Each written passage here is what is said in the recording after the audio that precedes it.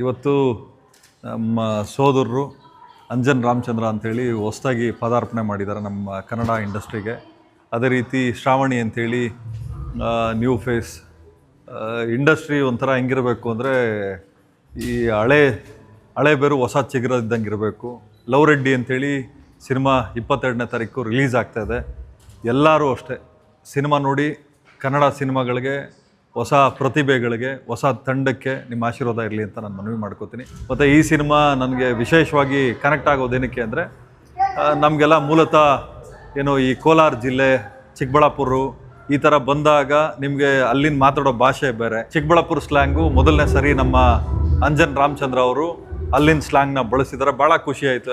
ಆಮೇಲೆ ಕ್ಲೈಮ್ಯಾಕ್ಸ್ ಸಿನಿಮಾಕ್ಕೆ ಒಂದು ಜೀವ ಅಂತಲೇ ಹೇಳ್ಬೋದು. ಕ್ಲೈಮ್ಯಾಕ್ಸ್ ಅಷ್ಟು ಕನೆಕ್ಟಿಂಗ್ ಇರ್ತದೆ. ಅಂದರೆ ಅಷ್ಟು ಬ್ರೂಟಲ್ಲಾಗಿ ಹೀರೋಯಿನ್ ಅವ್ರ ಅಪ್ಪ ನಡ್ಕೊಳ್ಳೋದ್ರಿಂದ ಆಡಿಯನ್ಸ್ಗೆ ಆ ಸಿನಿಮಾ ಮುಗಿದ್ರು ಕೂಡ ಅದೇ ಹ್ಯಾಂಗ್ ಓವರಲ್ಲಿ ಅಸಾಲ್ಟ್ ಮಾಡ್ತಾರೆ, ಅಂದರೆ ಹೊಡಿತಾರೆ.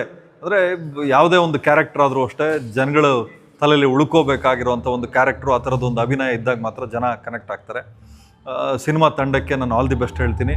ಅದೇ ರೀತಿ 22ನೇ ತಾರೀಕು ಥಿಯೇಟ್ರಲ್ಲಿ ಸಿನಿಮಾ ರಿಲೀಸ್ ಆಗ್ತದೆ. ಪ್ರತಿಯೊಬ್ಬರು ನೋಡಿ ಆಶೀರ್ವಾದ ಮಾಡಿ ಅಂತ ನಾನು ಕೇಳ್ಕೊತೀನಿ.